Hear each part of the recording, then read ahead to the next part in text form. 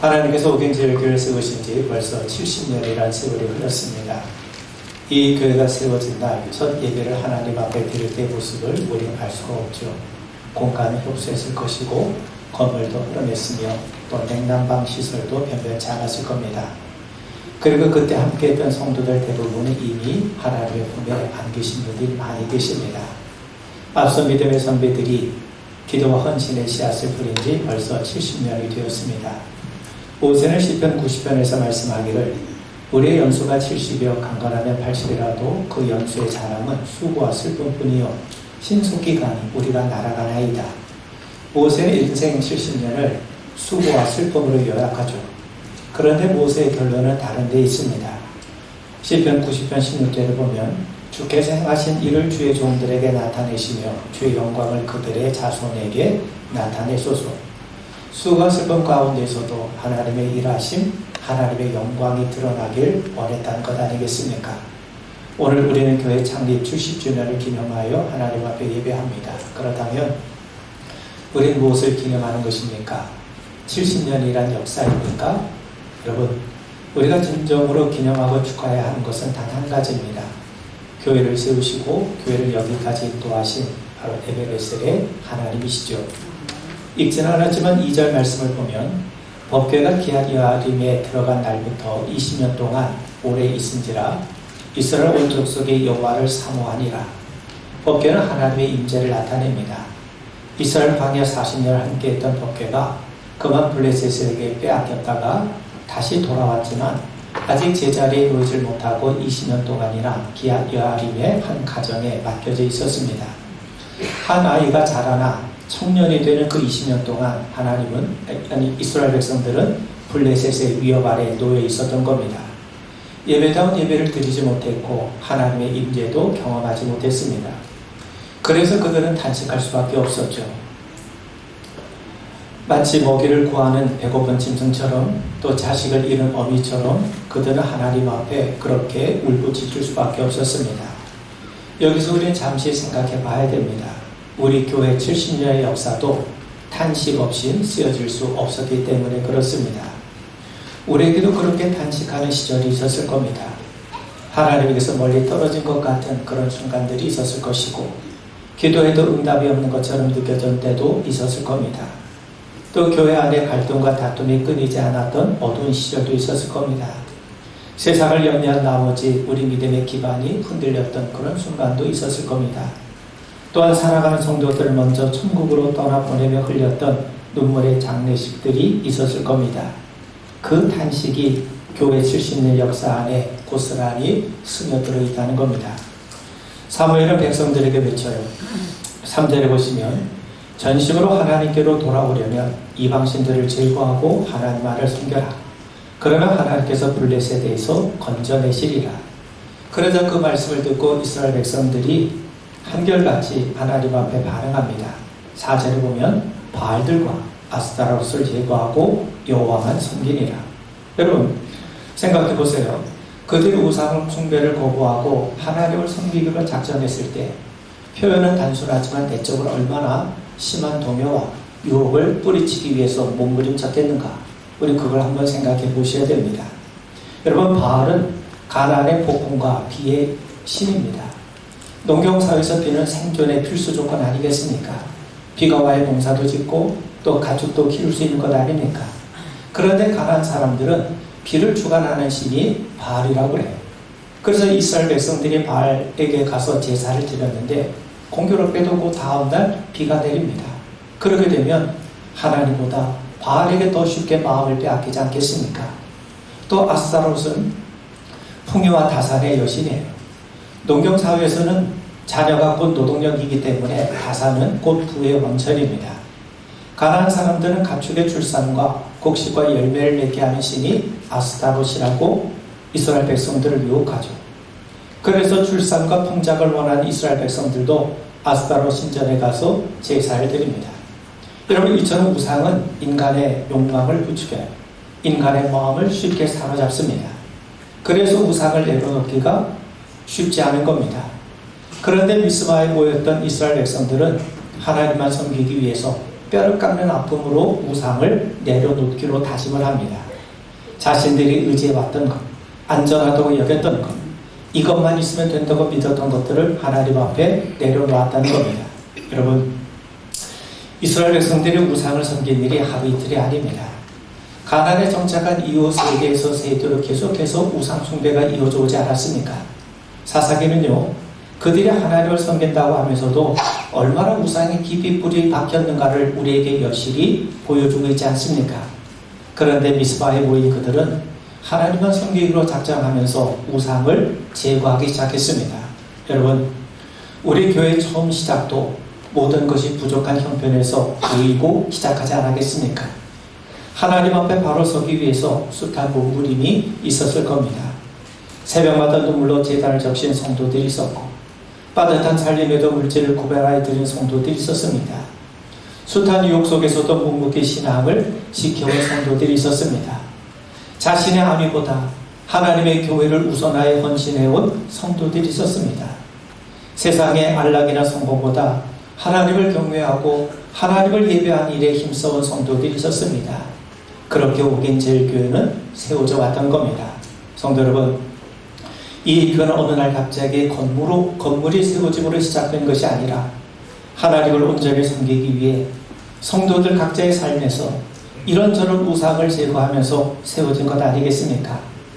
우상은 때로 돈의 얼굴을 하고 나타나고, 자녀의 얼굴을 통해 나타나고, 건강의 얼굴을 통해 나타나고, 또 인정과 칭찬의 모습으로 우리에게 다가오지 않습니까? 돈이 나쁘다는 게 아니죠. 건강이 나쁘다는 게 아닙니다. 다만 하나님의 자리를 차지했을 때 우상이 된 것 아닙니까? 그런데 그런 우상들을 하나씩 하나씩 제거하면서 하나님만을 섬기기로 작정하면서 주님의 교회는 세워져 간 것 아니겠습니까? 화려한 건물이 아니라 우상을 제거하는 자리 위에 하나님을 향한 성도들의 믿음과 헌신들이 모여서 주님의 몸된 교회는 세워져 가는 겁니다. 그리고 무엇보다도 이 일을 가능케 하신 분이, 그렇게 하도록 도우셨던 분이 하나님이시기 때문에 우리는 지금 이 자리에 하나님께 감사하며 예배를 드리는 겁니다. 10절을 말씀해 보시면, 사무엘의 번제를 드릴 때에 블레셋 사람이 이스라엘과 싸우려고 가까이 오매 그날에 여호와께서 블레셋 사람에게 큰 우레를 발하여 그들을 어지럽게 하시니 그들이 이스라엘 앞에 패한지라. 사무엘의 번제를 드릴 때, 하나님 앞에 예배할 때 하나님께서 친히 개입하셨어요. 이런 블레셋은 막강합니다. 당시 블레셋 사람들은요, 철기 문명을 독점하고 있었어요. 당시 이스라엘 백성들 가운데는요, 철공이 없었다고 하지 않습니까? 그들은 아직 청동기 문명을 벗어나지 못하고 있습니다. 철기 문명과 청동기 문명은 서로 비교가 되지 않죠. 군사적으로 보면 상대가 되질 않습니다. 그런데 하나님께서 개입하세요. 하나님이 역사하십니다. 하나님이 큰 우레를 보내십니다. 그러자 블레셋이 두려움에 혼비백산 달아나게 되죠. 그렇다면 이 장면이 우리에게 뭘 말씀하고 있습니까? 전쟁의 승패는 하나님께 달려있다는 것 아니겠습니까? 이걸 우리의 영적으로 보면, 여러분, 우리의 삶은요, 더 나아가 구원은요, 인간의 노력의 결과가 아닙니다. 하나님이 함께 하시고 하나님의 은총의 선물인 거죠. 하나님이 도우셔야 됩니다. 이스라엘 백성들이 강해서 용감해서 승리한 것이 아니라 하나님이 친히 대신 싸워주셨기 때문에 그들이 승리할 수 있었던 것 아닙니까? 여러분, 우리 교회 70년을 돌아볼 때 우리가 교회를 지킨 게 아닙니다. 이 교회는 지켜진 거예요. 하나님에 의해서 지켜진 겁니다. 아멘. 여러분, 우리 모두 이 진실을 가슴에 기억하게 되길 바랍니다. 아멘. 오겐제일교가 우리의 헌신과 수고 때문에 버텨져 온 것입니까? 물론 70년 역사 안에는요, 수많은 성도들의 헌신과 희생이 있었어요. 새벽마다 무릎을 꿇었던 성도들의 눈물이 있었습니다. 가진 것을 아낌없이 내어놓았던 분들이 계셨죠. 교회를 떠나지 않고 자리를 굳건하게 지킨 분들이 있습니다. 그런데 그 수고 헌신 자체도 하나님 주신 것 아니겠습니까? 그런 점에서 우리가 교회를 지킨 것이 아니라 하나님이 이 교회를 지켰어요. 이 교회는 하나님에 의해서 지속되어 왔고 지켜진 겁니다. 우리는 그 진실의 증인들 아니겠습니까? 여러분, 예수님이 말씀하시기를 내가 이 반석 위에 내 교회를 세우리니 음부의 권세가 이기지 못하리라. 여러분, 예수는 분명히 내 교회를 세우시겠다고 하시죠. 베드로의 교회가 아니죠. 우리들의 교회가 아닙니다. 그리스도의 교회입니다. 예수님이 오겐제일교회를 세우셨기 때문에 이 교회는 주님이 주인이시고 주님이 지키십니다. 여러분, 이 말씀은요, 우리 성도들의 수고 헌신을 폄하하는 말이 절대로 아닙니다. 오히려 우리에게 더욱더 깊은 안정과 자유를 주는 말씀이에요. 우리가 교회를 지켜야 한다는 중압감에서 해방되어서 우린 단지 그분의 손에 붙들려 그분에게 쓰임받는, 그분의 일에 동참하는 일꾼이라는 사실 아니겠습니까? 여러분, 이 교회는 주님의 교회이기 때문에, 이 교회의 머리가 되신 분은 주님이시기 때문에 이 교회를 책임지신 분은 예수님이세요. 우리는 그분의 일꾼으로, 그분의 동역자로 참여하는 겁니다. 바울이 말씀하죠. 고린도전서 3장 6절에서 나는 심었고 아볼로는 물을 주었을 때 오직 하나님께서 자라게 하셨나니. 바울은 위대한 사도였고 아볼로는 탁월한 설교자였어요. 그런데 그 둘이 함께해도 자라나게 하시고 열매 맺게 하신 분이 하나님이시라는 거예요. 바울은 이것을 자기 비하로 말하고 있지 않습니다. 그것이야말로 자유와 해방의 고백이에요. 여러분, 일꾼은 결과에 책임지지 않습니다. 단지 맡겨진 일에 충성을 다할 뿐이죠. 결과는 누가 책임을 지십니까? 주인이신 주님이 지시는 겁니다. 사도행전 2장에 보면 오순절날 제자들은 마가의 다락방에 모여 있어요. 그들이 한 일은 우리 주님의 약속을 믿고 기다린 것 아니겠습니까? 그리고 성령님이 임하셨을 때 그들은 권능을 받아서 복음을 전했고 교회를 세웠습니다. 하루에 3,000명이 교회에 더해진 역사가 나타났죠. 그야말로 하나님의 능력이 힘있게 나타난 겁니다. 여러분, 이 일을 누가 하셨습니까? 사도들이 한 겁니까? 성령님이 하신 거죠. 그런 의미에서 교회를 세우시고 교회를 이루어 가신 분은 주님이심을 우리 다시 한번 기억하게 되길 바랍니다. 아멘. 그렇다면 우리의 수고 헌신은 무의미하단 말입니까? 그렇지 않아요. 바울은 고린도전서 3장 9절에서 놀라운 말씀을 우리에게 들려주죠. 우리는 하나님의 동역자들이요, 우리는 하나님과 함께하는 자들입니다. 이건 놀라운 특권이에요. 여러분, 지금 선거철이라 저마다 국가를 위해서, 저마다 국민을 위해서, 저마다 지역 주민을 위해서 일하겠다고 자처해서 나서고 있지 않습니까? 그런데 하나님은 우리를 부르셨어요. 우리와 함께 하자고 우리를 동참시키셨어요. 이건 그야말로 놀라운 특권입니다. 하나님은 우리를 단지 종으로 쓰신 게 아니에요. 하나님은 우리를 동역자로 부르셨어요. 동역자는 주인의 뜻을 따릅니다. 여러분, 우리가 이 진리를 놓치게 되면 우리는 교만에 빠져요.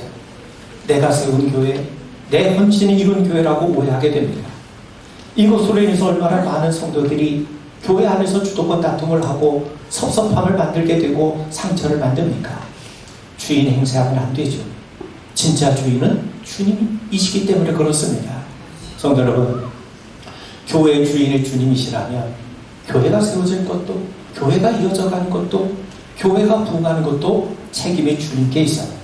우리 단지 동역자로 그분의 부르심 앞에 신실하면 됩니다.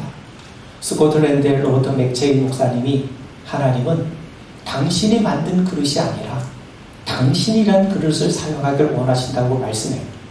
우리가 만들어내는 프로그램, 기획, 전략, 목표, 이것으로 교회가 세워지고 교회가 이어져가는 것이 아니죠.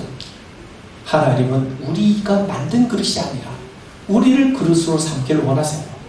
우리 자신을 주님께 온전히 내어드려질 때 주님이 우리를 통해 주님의 몸된 교회를 세워가심을 우리 믿게 되길 바랍니다. 아멘. 여러분, 이스라엘 백성들이 하나님을 섬기기로 결심했을 때, 그들이 온전히 하나님을 예배하게 되었을 때 하나님께서 일하셨어요. 블레셋에서 그들을 건져내셨어요. 지난 70년의 역사가 바로 이 진리를 증언하고 있지 않습니까? 여러분, 우리는요, 주님의 일꾼의 자리로, 주님의 동역자의 자리에 서야 됩니다. 일꾼은 그저 맡은 일에 충성하죠. 결과 책임은 누가 지십니까? 주님이 지시는 겁니다. 오겐제일교회 주인은 주님이세요. 우린 그 손에 들린 일꾼이요 동역자입니다. 그것만으로도 충분하다는 귀한 믿음을 우리 모두가 되찾게 되길 바랍니다. 아멘. 마지막 12절을 보면 사무엘이 돌을 취하여 미스바와 센 사이에 세워 이르되 여호와께서 여기까지 우리를 도우셨다 하고 그 이름을 에베네셀이라 하니라. 사무엘이 돌을 세웠어요. 왜 돌입니까? 여러분, 돌은 온갖 시간과 세월을 견뎌냅니다. 사람의 기억은 잊혀지지만, 왜곡되지만, 여러분, 돌은요 절대로 잊혀지지 않습니다. 다음 세대가 그 돌 앞에 서서 물을 거예요. 도대체 이 돌이 무엇입니까? 그때 돌이 대답하겠죠. 여호와 하나님께서 여기까지 우리를 도우셨다는 거죠. 여러분, 그런 의미에서 에베네셀은 단순한 기념비가 아니라 우리의 위대한 신앙의 고백입니다. 이 돌이 여기 세워진 이유는 우리가 강했기 때문이 아니라, 우리가 잘했기 때문이 아니라 하나님이 여기까지 우리를 도우셨기 때문이란 고백 아니겠습니까? 그런 의미에서 에베네셀은요 우리의 공로비가 아니라 하나님의 신실하심을 기념하는 비석인 거죠. 그런데 여기 재미난 표현이 있어요. 하나님이 여기까지 도우셨다는 거예요. 여기까지. 여러분, 이 표현은요 경계를 정하신 분이 하나님이라는 거예요. 파도가 아무리 거세도 하나님이 정해놓으신 경계 이상을 넘어올 수 없지 않습니까? 우리의 인생도 마찬가지입니다.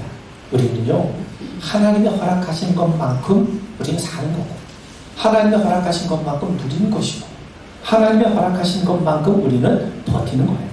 그런데 중요한 거는 여기까지라고 하는 것은 도착점이 아니라 출발점이에요. 왜냐하면 하나님은 한결같으신 분이시죠. 어제나 오늘이라 동일하신 분이세요.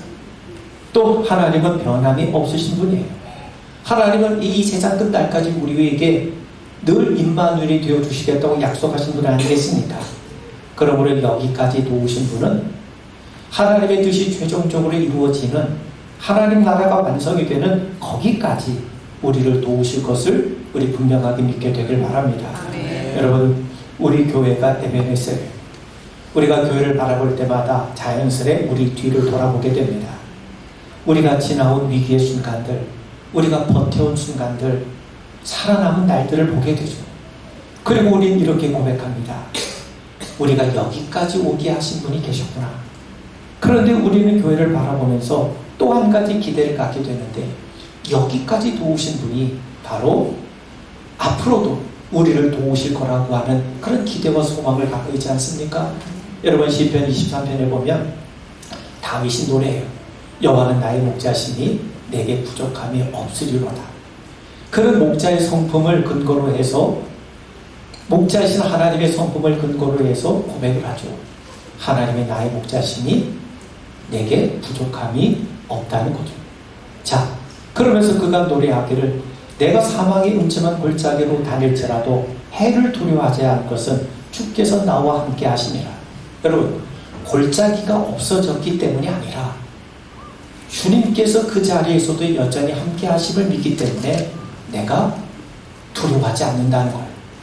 하나님은 우리의 인생을 푸른 저달 쉴만한 물가로 인도하셨어요. 그 인도하신 하나님이 사망의 음침한 골짜기 속에서도 우리와 함께 하심을 알기 때문에 나는 두려워하지 않는다는 거죠. 그런데 여기까지 함께 하신 하나님이 거기까지 함께 하십니다. 무슨 말입니까?